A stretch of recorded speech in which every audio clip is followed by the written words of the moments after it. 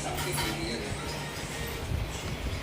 Pero bilang mami, naniniwala akong iniisip ko yun that time. Iniisip at napanaginip mo ba? Napanaginip ko.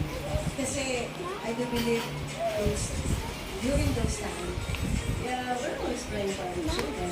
Yeah, of course. I believe it's not very bad.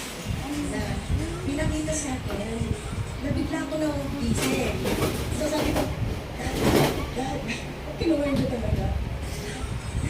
Wala ako tumagin talaga. Parang, there's something wrong sa panaginip ko. Hindi mo kayo pa ng anak mo?